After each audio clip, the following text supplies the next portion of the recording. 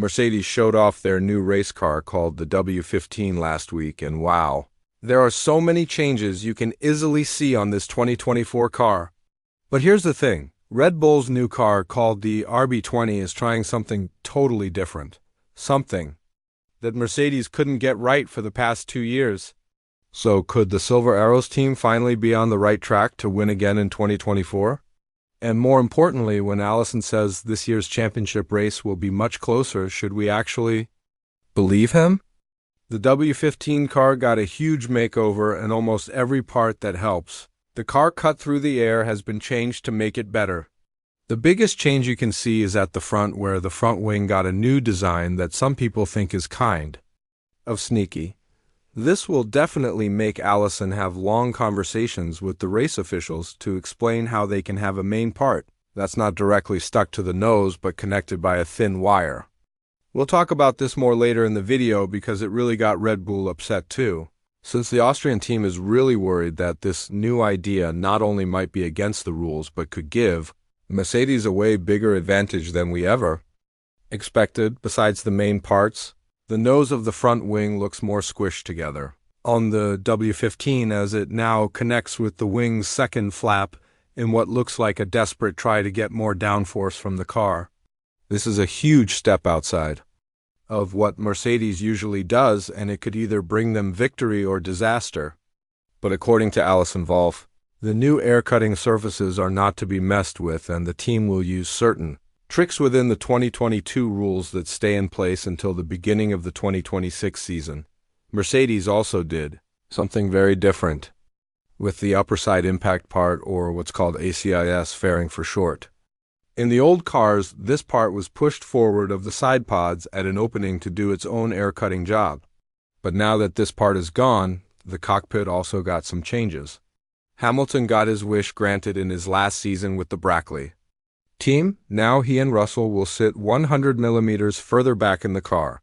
Besides this having a huge effect on the drivers feeling the back end of the car much better, it also lets the team make changes to the main body and fuel tank. Mercedes made the front part of the main body narrower where it meets with the floor, which gave them more space in the front part of the underfloor.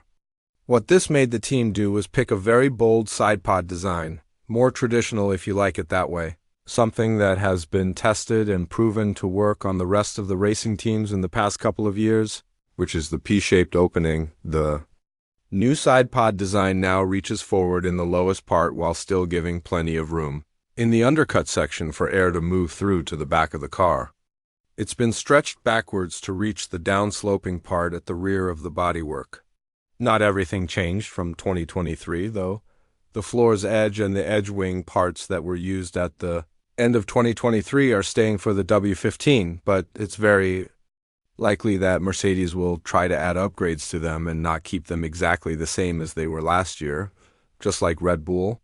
The team will very likely make a lot of changes to the car, and it would be the funniest thing if we saw them go back to the zero pod design from Japan onwards, following the same path as Red Bull, who will very likely use their own version of what people have called a failure from Mercedes in the past couple of years.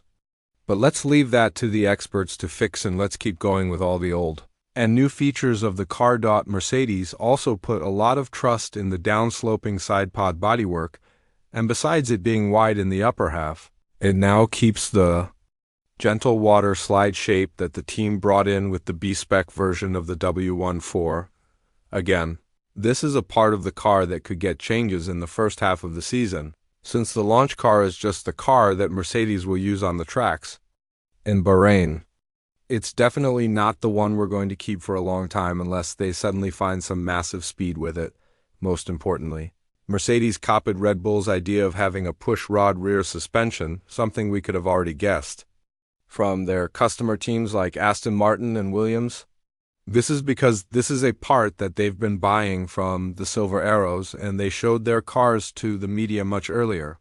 All in all, it's a total remake of the mechanical and air-cutting packaging at the back of the car.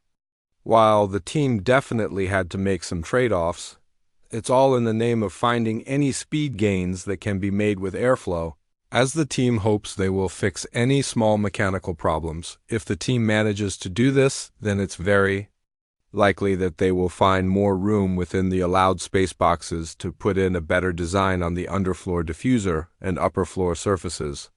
This is something that James Allison talked about more when he admitted that in this short time period, the team had to make sacrifices when it comes to developing certain areas of the car more compared to others. For example, the car being unstable was the number one problem that the team had to fix. So a huge amount of money and resources went to the gearbox and the main body of the car, and the rest didn't get the luxury to be worked on as much. Allison added that a new main body and gearbox was normal for each year before the budget cap. The budget limit usually forces you to choose, but there are teams like us who decided to change both.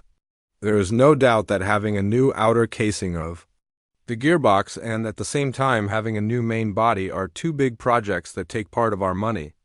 This means that in other parts of the car we have not pushed as much development. Furthermore, Allison went on to explain what other parts of the car have been worked on besides these two very important things in order to improve the stability and the corner handling.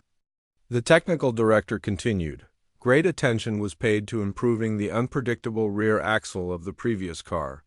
We have worked on this to try and create a car that is easier for the drivers at the start of a corner when you're hard on the brakes and turning. The rear end needs to be solid, and then as you get close to the turn point, the car should feel more and more agile and eager to turn. We tried to do this in the new car, but let's get back to what seems to have bothered everybody's minds in the past couple of days, and that is the front wing of the W15. Mercedes brought in a very sneaky front wing that includes a fourth main part that's not directly attached to the nose but uses a wire that connects the top flap to the nose. This is a new idea that the rest of the racing teams feels like kind of a loophole to bring back. The benefits of a W15 vortex. This is something that the current technical rules do not allow because it has been used before to direct airflow perfectly across the car's underbody and therefore improve air cutting efficiency, but was banned in 2022. Of course, the engineers will always have this never-ending argument about what is legal and what is considered a new idea. But considering the fact that this has the potential to change the way that the airflow works from the front of the car, it's safe to assume that the rest of the teams won't be sitting down and waiting to see how it all will work out. This is something that Helmut Marko has talked about, and when discussing this matter, the Austrian is afraid that Mercedes have found a special trick during the winter break, one that has the potential to mess a lot with the performance of the RB20, as he explained. What we can say now is that our new car is an evolution of last year's car, and we've had the best package. If we get rid of the few weak points, not much should go wrong. But who knows, maybe a competitor has found a special trick during development. What does Allison have to say about the 2024 season's competitiveness in general?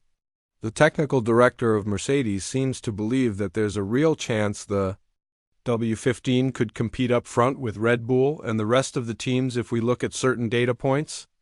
As he added, if you look at last year, you see from the start of the season to the end of the season, although Red Bull's dominance was near complete and they didn't look vulnerable even to the last race of the year, this is a grid that is gradually getting closer together. All of the cars in qualifying were sort of squashed down within 1 second of each other. And that's not a coincidence.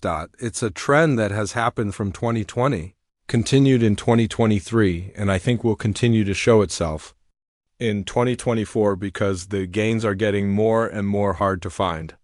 Therefore, in addition to us hopefully having worked well with designing and developing the new Mercedes, my guess is it's going to be relatively busier near the top of the grid this time around than last year. There will be a lot of other stuff the Mercedes would have to work on besides the car being competitive, and that is the drivers' chemistry in their last season as teammates. Hamilton is the alpha male that we all know won't bend to any team orders, and with this in mind, the upgrades that will come in the second half of the season, which will likely be more helpful to Russell, as he will know a thing or two about them before his teammate, will definitely have the potential to disrupt the energy between them. The seven-time world champion will also be banned from visiting the factory from the summer break onwards.